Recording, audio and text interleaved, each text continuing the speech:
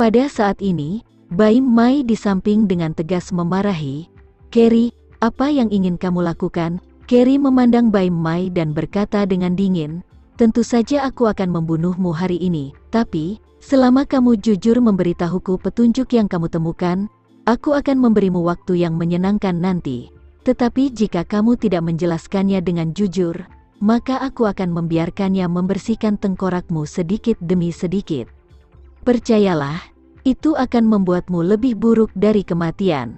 Jika Anda tidak mempercayai saya, Anda dapat melihat bagaimana anak ini mati sekarang." Tama menutup mulutnya saat ini, dan berkata dengan ekspresi jijik, "Sial, dimanapun ada orang bodoh konyol sepertimu, untuk apa memelihara cacing yang menjijikkan itu?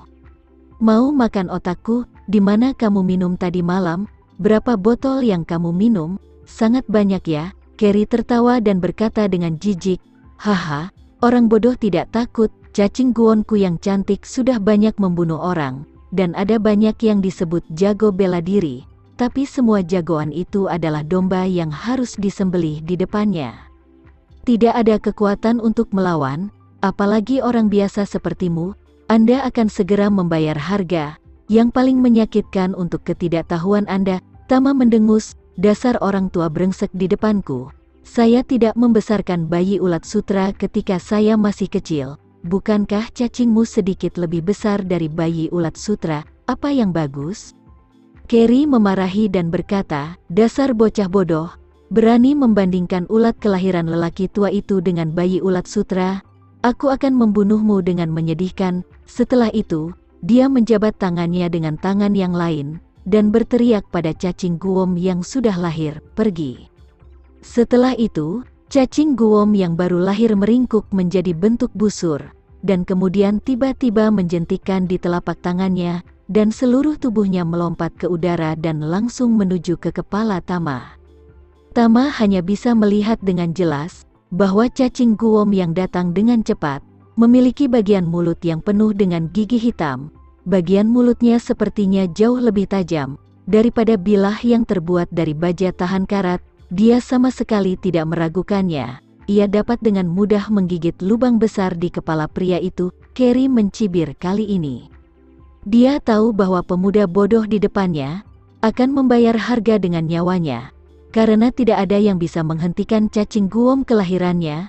Jangan anggap serangga besar ini putih dan gemuk, tapi nyatanya tubuhnya lebih keras dari baja, bisa disebut kebal, dan kemampuan menggigitnya jauh lebih ganas daripada harimau dewasa. Carrie pernah menggunakan zombinya untuk membunuh ninja Jepang, tetapi dengan pisau ninja Jepang bisa membunuh para zombie tersebut, dan langsung hancur, menjadi tumpukan besi yang tidak beraturan. Beberapa orang mencoba menggunakan api untuk melawan cacing guom kelahirannya, tetapi bahkan ribuan api tidak dapat melukai hewan peliharaannya yang tak terkalahkan. Karena itu, dia sudah meramalkan nasib Tama di dalam hatinya. Sekarang cacing yang baru lahir melompat tepat di atas kepalanya, dan kemudian menggigit lubang besar di tutup tengkoraknya, dan kemudian langsung masuk ke dalamnya, menelan semua yang ada di rongga tengkoraknya.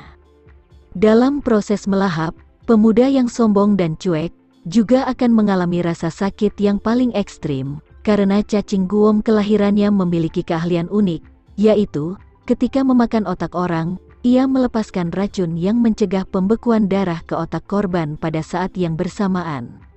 Racun ini akan melewati otak korban, dengan cepat menyebar ke seluruh sistem saraf, dan pada saat yang sama meningkatkan kepekaan sistem saraf korban hingga puluhan kali lipat. Justru karena inilah cacing guom lahir dapat terus memanipulasi mayat korban melalui sistem saraf setelah dibunuh. Dapat dikatakan bahwa toksin ini juga merupakan salah satu media konduksi saraf. Yang lebih mengerikan adalah toksin ini meningkatkan kepekaan sistem saraf korban sebelum kematian, dan persepsi korban tentang rasa sakit juga meningkat puluhan kali lipat.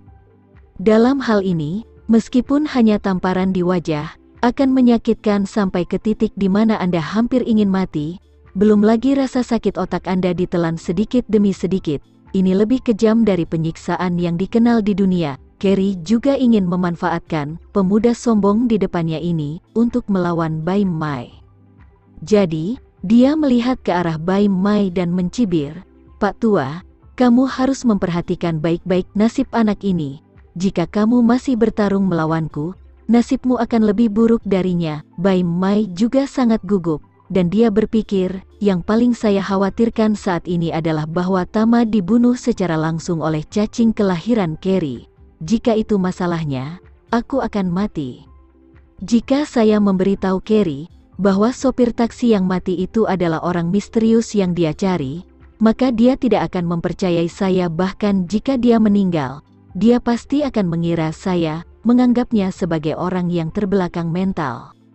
Pada titik ini, Bima Mai juga putus asa oleh semua pikiran, dan berkata dengan emosi, "Saya tidak bisa mengatakan bahwa tulang lamaku akan dilempar ke sini kali ini." Saat dia berbicara, cacing telah terbang ke atas kepala Tama, hanya berjarak 20 cm dari kepalanya. Pada saat yang sama, itu sudah membuka mulutnya, siap untuk menggerogoti langsung di atas kepala Tama. Dan Tama seperti orang bodoh, dia bahkan tidak tahu bagaimana bersembunyi. Semua kegugupan hati Bai Mai terdengar sampai ke tenggorokannya, karena takut cacing akan jatuh dengan satu gigitannya. Carrie bahkan mencibir, dan berkata, "Aku tidak menyangka, ada begitu banyak orang bodoh di dunia ini." Pada saat ini, cacing kelahirannya menggigit topi tengkorak Tama, tepat pada saat kilatan petir, dan saat terakhir, Tama tiba-tiba mengulurkan tangannya, dan menepuknya seperti pemain bola basket, dan langsung menjatuhkan cacing itu ke tanah. Carrie dan Bai Mai terpana oleh pemandangan yang tiba-tiba di depan mereka. Tidak ada yang mengira bahwa cacing kelahiran yang siap untuk pergi, dan pasti menang, akan kewalahan oleh tamparan korban. Carrie mengira dia terpesona, dan tidak melihat dengan jelas. Tetapi setelah membiarkan dia menggosok matanya, dia menyadari bahwa cacing kelahirannya berputar dan berguling-guling di tanah karena kesakitan.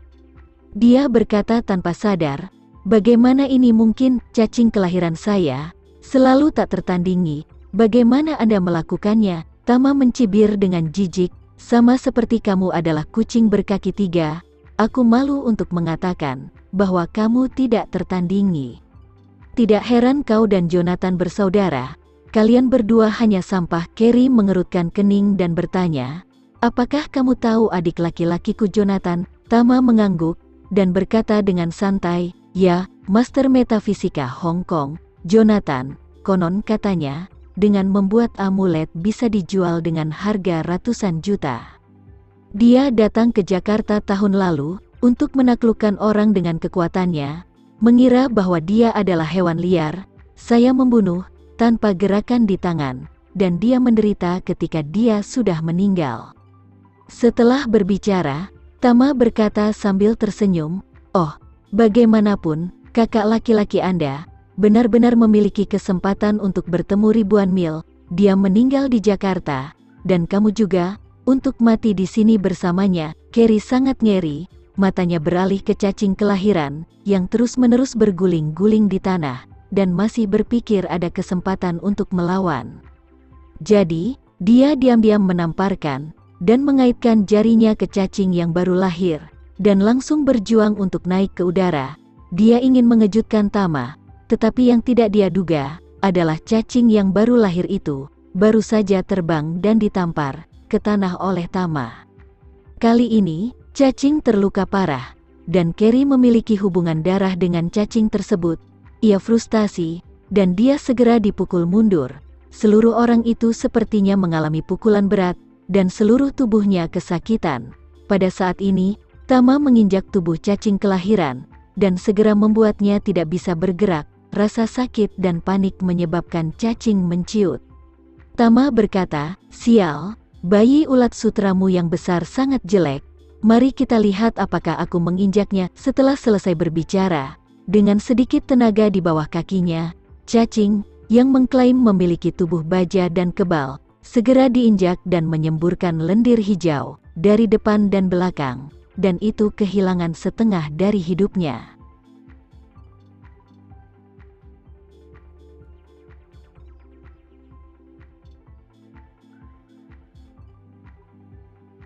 Sekian dulu ya video kali ini, kita lanjutkan lagi videonya di lain waktu.